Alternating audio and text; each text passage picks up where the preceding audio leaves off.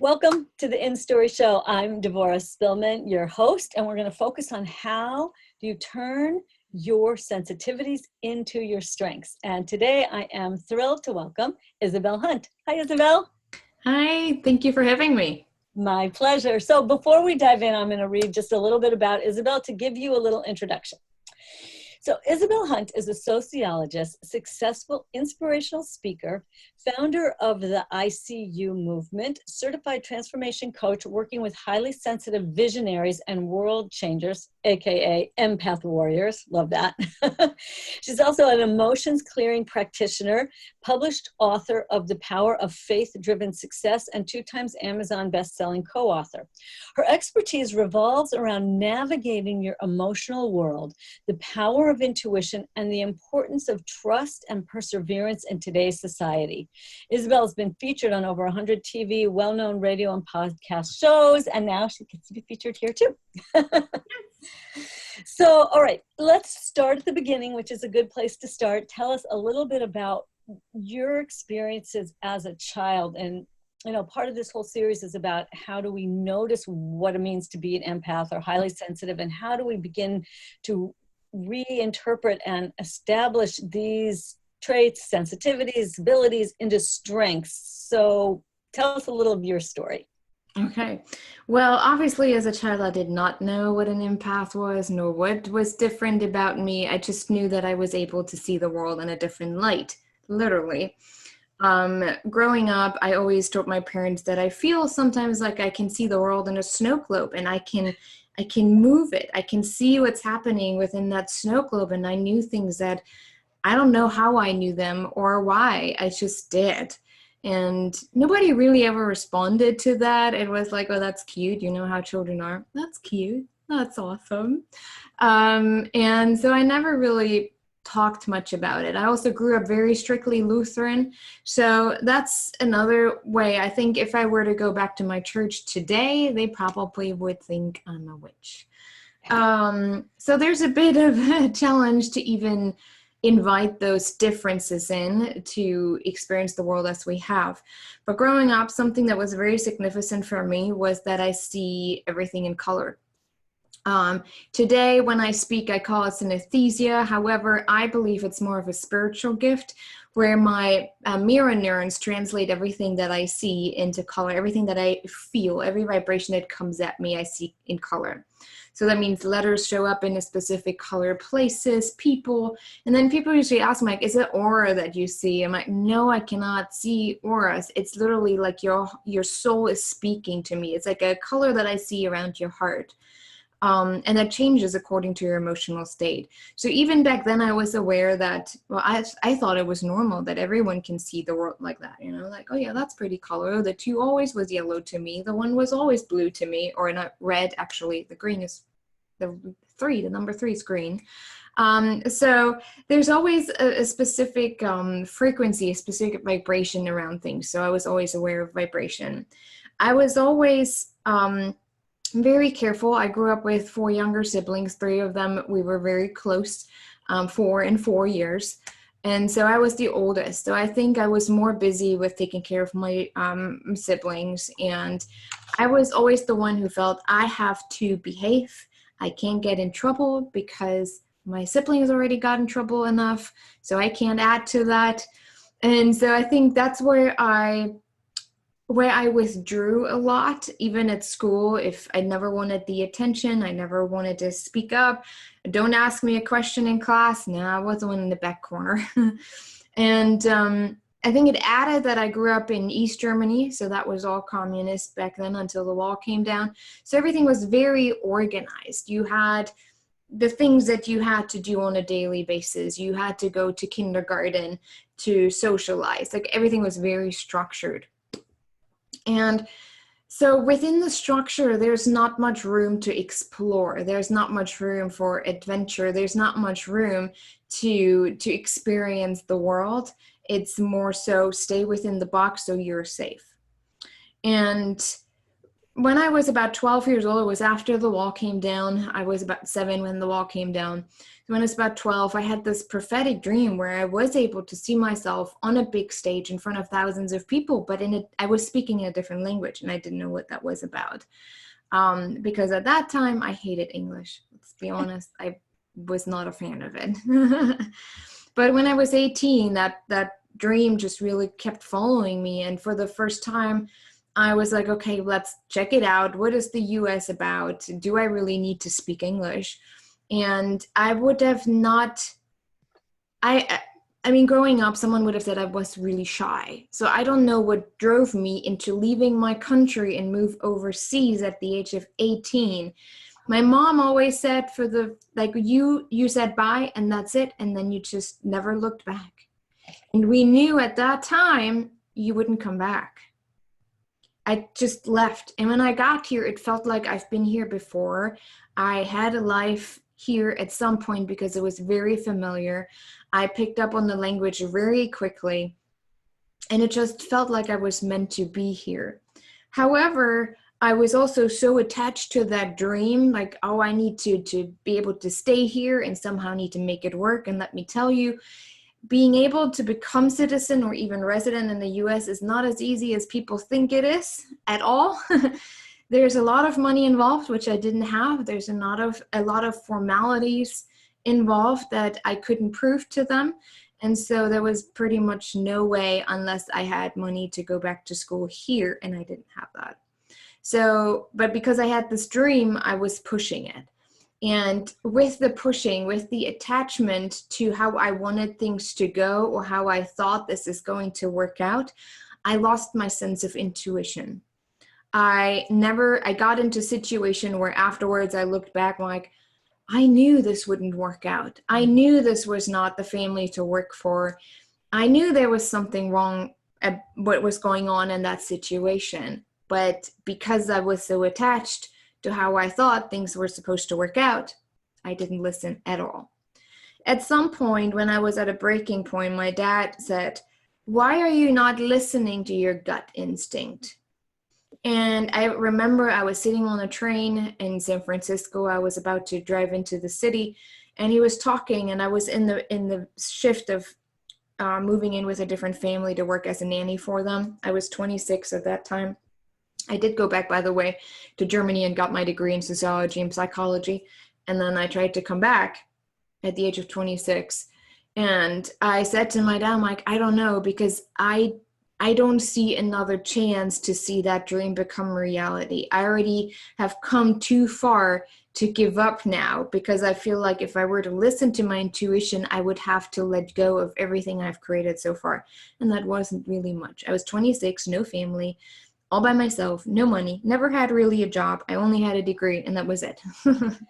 So there was not much like that I could have been attached to, but I also had in my head where I should be at that time, or should have been. And so there was no way for me to listen to my intuition, and I cut all those gifts off pretty much. And at some point I ended up in Canada because I couldn't activate my student visa. So they said, if you want to come back in, you want to try to make it work with an assistantship or something, you have to go to Canada first, come back on a tourist visa, but we cannot guarantee you that they will let you back in. Because there are just too many requirements and too many things. And of course, being young, you are actually not allowed to come into the country if your intention is to get married. And by then I had a boyfriend, but I said, God, I am set on not to lie. I will not lie. If I have to, and that means I have to go back to Germany, I accept it as that's where I'm supposed to go. And they only questioned me about my ex-boyfriend, which I could honestly respond to without feeling guilty. Like, nope, you're somewhere overseas. We'll never have anything to do with him again, ever, because he was cheating on me. So they believed me. But it was a really tough 4 hours to sit there. And I gave up because the first officer, he was so angry. Like, you could see he didn't even want to be there. His face was all red. He was so bitter. His eyes were just so filled with bitterness and hatred. He was just making sure that nobody gets into his country. But another one came and he said, let me take a look. I have a feeling about you. I want to figure this out. Something tells me you have something to do. I was like, okay. I just sat there and I prayed, and I literally just had to surrender to everything, because I was like, okay, God, I cannot influence any of this. I don't know what vision you had given me. Did I misinterpret it? And nothing is working out. So maybe the visions that I have are just something that I make up in my head, some wishful thinking, right? And he came back after 3 hours. He said, I found a few loopholes that will allow you to get back, but you need to promise me one thing: never do anything illegal. And I promised him, and I said, if I were to, I couldn't do what I'm called to do here. I couldn't be on the stage and speak. He's like, okay, I believe you. I trust you. Good luck. Wow. And I was able to come back, and then things started to work out. And when things started to work out, I realized how much I was addicted to struggle, how much I was addicted to not listening to my intuition, because it had become my identity. I was the 27-year-old at that time then who struggled. And we have this belief in our society that the more we struggle, the more successful we will be, because the more effort we put into things, right? I actually wrote a speech around that, that was finding your worth in the struggle. I turned it into an article because I didn't get the speaking engagement for that event, for that speech. So I turned it into an article if anyone wants to read it. It's pretty fun because I describe it like we're part of a struggleholism recovery group. It's pretty good. I actually really like it. But when I realized that I had to recreate my identity, and that was hard for me. And it was in that moment where I found out about this coaching training, ontological coaching, like whatever that means. Just give me something to do. If I can get my own business from that, or if I can find a job, great. Because at that point, I had never even made money. Except for the $200 that you get a week or a month even for being a nanny. But that doesn't really push you over 12,000 a year, so it wasn't too much. But when I went through this, it literally was a hate-love relationship with my coaches. You assholes, you're making me go through that. I literally was stripped. No, I can't say literally, but I felt like I was stripped naked from my belief system, the boxes. I wasn't allowed to struggle. I wasn't allowed to use that as an excuse anymore. And when I went through that, I said to my coach, I don't feel German. I don't feel American. I don't feel like I have an identity. Who do I identify as? And he unraveled that inside of me, the stories, like what has you identify with a specific culture? What if that is not true? What if your culture is literally being the divine being that you are? And through this process, I understood the term empath and the gifts that I always had. And I finally was able to accept them as something unique about me. And then moving forward, not just having the understanding of being an empath, but moving forward, knowing that I am a path forger, as someone who experienced the world so intensely, as someone who has such a vision, being such a visionary, a world visionary, like I am able to hold possibilities for people. I'm not really good with the itty gritty details. I'm not even good myself with goal setting, because I thrive when I really listen, when I feel guided by the divine and take that next step that I'm being shown, even if it's slightly ridiculous. That has happened too. I just sound ridiculous in my own comparison to what is normal, right? But that's where I'm not so great at. Like, I'm not good at the step 1, 2, 3, 4. For me, it's the vision that I'm really good at, and understanding, okay, what do we have to move within our society, within our global culture, so that we can overcome barriers, so that we can come more from a place of acceptance and love and understanding, instead of always the separation, the dividing, the division, the you belong here, we belong here, and that's how it works. And then we what we have created, and from a sociological standpoint, we try to empower people within the boxes that we think they belong to, as long as they're staying in their boxes. Right. And I always say to my clients, who are, most of them are the ambivert, the intro extrovert people who are trying to balance both, the empath warrior, I say, you are here to stand in the gap. Because of your empathic gifts, you have the ability to become a very incredible and strong observer, where you can see both sides and you're able to mediate between different sizes. But that also could mean that you might get some foul eggs throwing at you, or tomatoes, or harsh words, or criticism, like, how dare you not take a side? Pick a side. That is what we have to master as empath. Even though we are highly sensitive, and a lot of them, if you look online, there are a lot of groups that create this little religion around being empath, a new cult, the empathic cult, where it's us versus the rest of the world. Because we feel different, we have to create even more boundaries. Because we feel more intensely, we have to separate ourselves from what could potentially get in the way of experiencing the world as we do. We start to resent people that make us feel a certain way, just because we haven't mastered how we experience the world and how we can use that for a greater good. And so we have a lot, and maybe that's just a stage right now where we're at, where those people who identify with being empath withdraw and then hopefully come out. But I see that the threat of staying, just creating another box where we can fit in, where we can feel safe. And we mentioned it earlier while we were talking, empathic work is spiritual work. Spiritual work is always outside of your comfort zone. It never is within your comfort zone. So therefore, it is never within the box that we are now culturally create around highly sensitive, empathic people. Right. So first of all, I love your story, and I love your willingness to sort of unpack that for us. And honestly, what you said about empowering people in their box, I think there's such an incredible tendency to, oh, now I'm in this box. Oh, that's such a good box. Now I'm in this box. That's such a good box. But that's part of why we're having series like this, conversations like this, so that we have this support. Because the thing is, you're not, in order to leave the box, you're not required to leave it all by yourself. And so there's these two sides, I think. There's the side that we need to have the support with each other.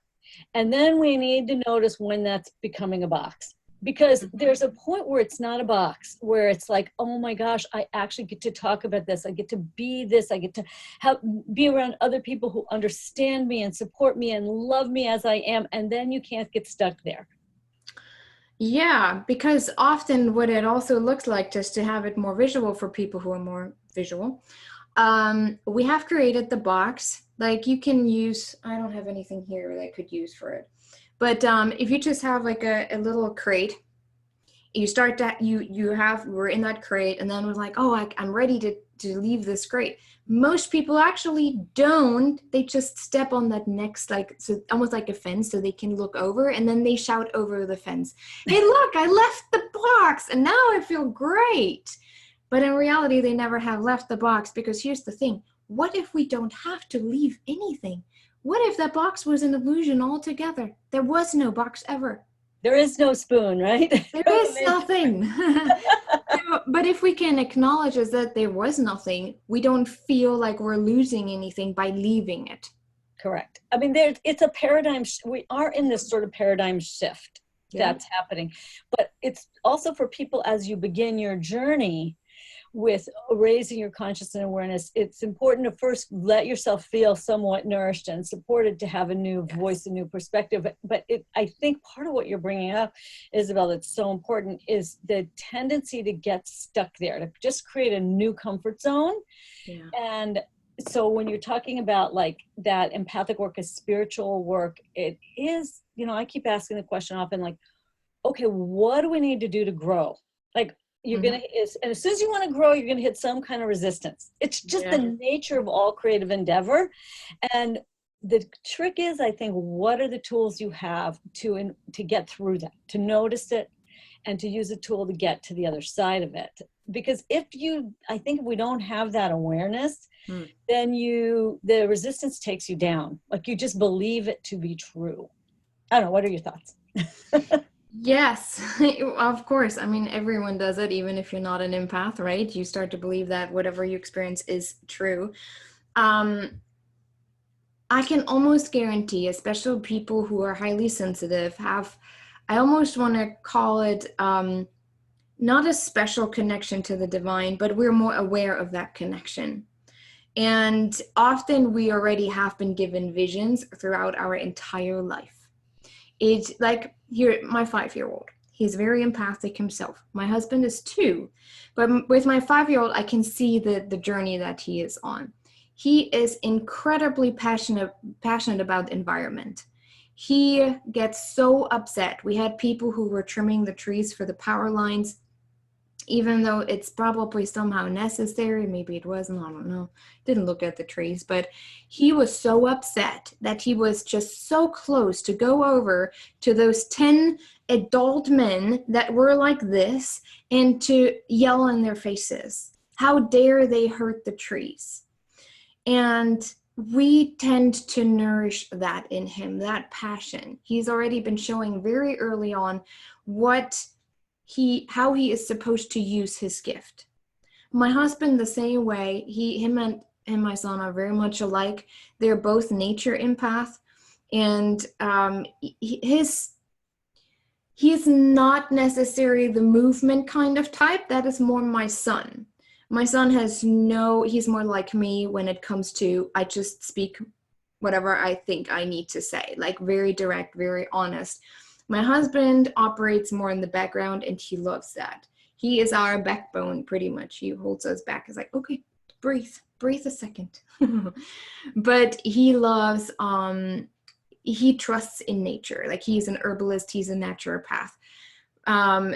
That's what he does. He operates on a, how would I say that? He's not so on the introverted level, doing it really well. And so he has distinguished that for himself. And so he grows into that, teaching people what herbs to use for what ailments, to be more, or to come more back to the foundational, who we are, basic.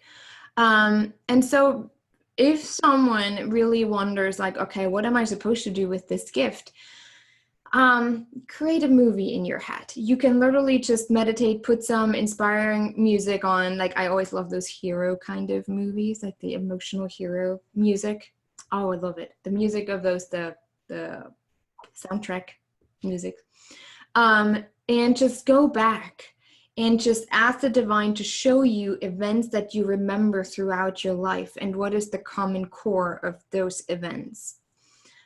For example, someone might say, I always felt really connected to animals. They just spoke to me, but over time, I've just forgot about it.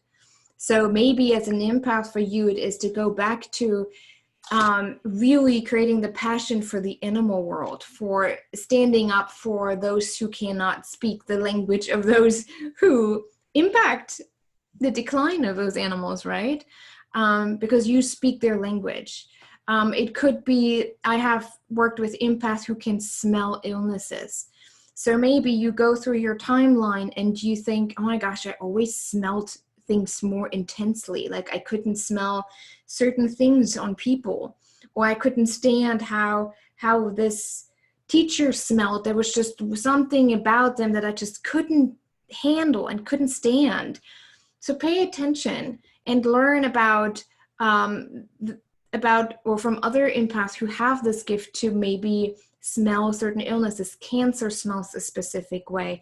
Diabetes smells a specific way. Those are things one can learn. Or go through your timeline, and it could be that you were always really great at negotiating, even as a child, between your parents or between people who couldn't agree with each other. Maybe you were sensing the common denominator of what was going on to bring them back on the same table. So that is something for you to explore. Okay, how can I use that nowadays, having that connection to people, to being able to create the solid ground for them to stand on, Right. to operate from a place of acceptance and communication, open, honest communication. So there's so many different ways in how you can go through your life. For me, it was my gift and how I relate to people. Today, I know I'm supposed to use that to break down cultural barriers. Because of my gift, I don't see that, like, there is no differentiation for me personally. And I combine that with emotional awareness, because the color that I see changes according to the emotional state someone is in. And so I teach that more tangible tool of emotional awareness from a place of my own experience using my own gift. And when I talk about my gift, people, I'm like, what? I want to hear more about that. Can you talk more? That's when they get interested. Right. And that's what the people, right. So that's what people listening can do. And that's sort of the theme of this whole series in general, not just empath, is tell your story to reveal your purpose. And that's, I think, kind of what you're saying is when you go back and you look at your stories, which is kind of what you're saying, like go back your timeline and look at your stories, that is really where your purpose is revealed. Like that's where you find that through line of your gift. And then people do want to hear about that. I think you're really right. Yeah. And so for people listening, these are kind of hints and tools for you to find a way in to be able to see more of who you are and what you can do with it. You know? Another very specific exercise is just ask people around you, what do you see when I show up? Mm-hmm. What are words that come to you immediately when you think of me? And then take a look at, okay, what are things that might be really empowering? Like, who do people see me as? It's a challenging and a courageous exercise because most people don't want to ask that question, or a lot of people just want to get the ego a little bit, the ego stroke. It's like, pet my ego a little bit so I feel better. But if you use it with the right intentions to really understand what is the gift that people see in me that I may have not been aware of, or what they see from a non-empathic perspective, and how does it come together with how I experience the world? Mm-hmm. It's like a puzzle piece you're trying to put together. So I think the first one is just really set time aside and go through your timeline. What are specific events that you just remember like it was yesterday, or things that people have said about you from that timeline, and then look at the common denominator of that so you can distinguish more easily your gift. Because each empath has a different variety of different gifts, different combination, even though there are specific categories that we've known of, like nature empath, dream empath, emotions empath, molecular empath, like people who can really all go all the way down to the molecular understanding of the physical. There are different variations, but it at least gives you something to start at. Like, okay, I have been always like, this has someone said about me my whole life. So what is the gift in that? How can I really understand the empathic gift in that? And how can I use it for greater good, knowing that I am most likely the one who has to stand in the gap so that we can make a difference. Mm-hmm. There's a reason why so many empaths are now waking up, because we are needed before everything crashes and burns. I agree. I agree. I've been doing these series for a long time, and this is the first time I was like really aware that I've always talked about purpose and story and our gifts, but this is the first year I really focused on this theme. So I think you're really right about it. It just it's certain, and then all of a sudden I see it everywhere. Right? A thing opens up. You were kind of talking about that earlier. So Isabel, tell us a little bit about what's your free gift and how people can kind of keep moving forward to become more able to turn these sensitivities and their strengths.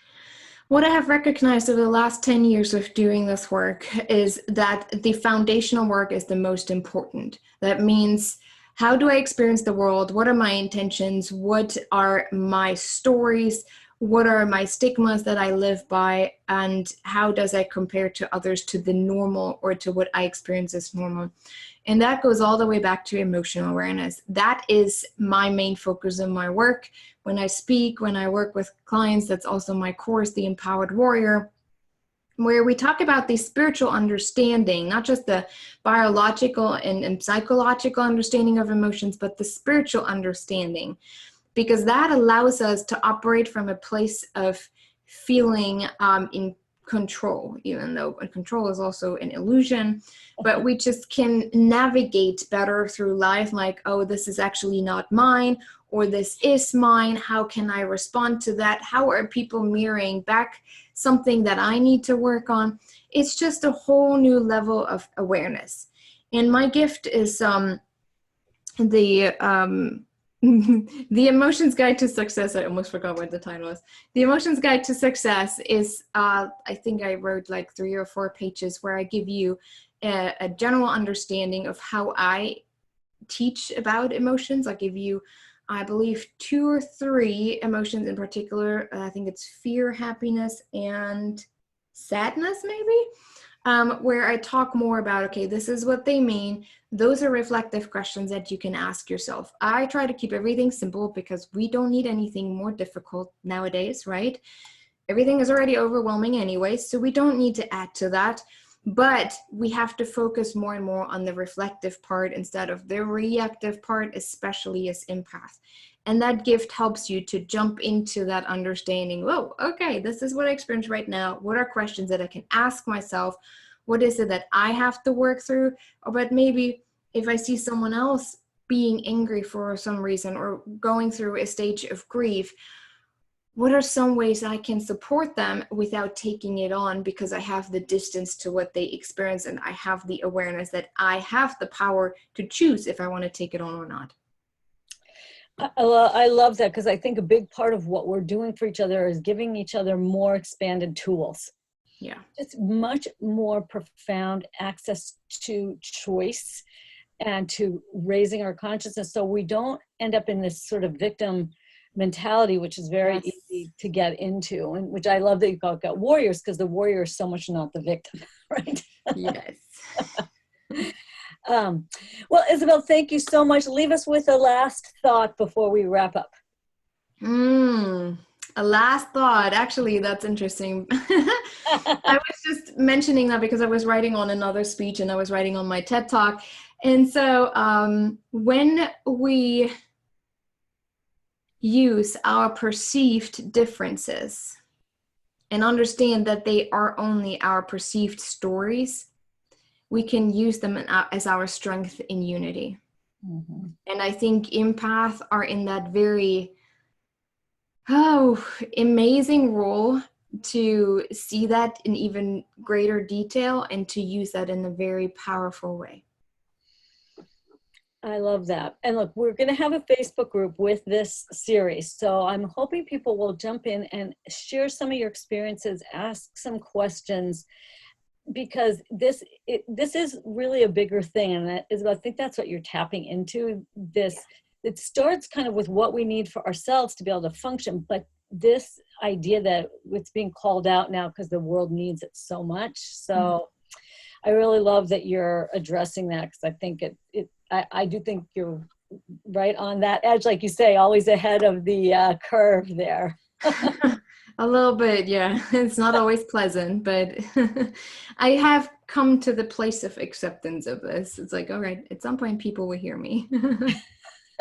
I think that's true for a lot of empaths who are intuitive, and that's part of what's being called forward now, is that the world needs those visionaries and needs us. You know, I asked a question to my community: are you now, or would you ever want to be an inspirational visionary? And for us to be able to let ourselves become that, I think is part of...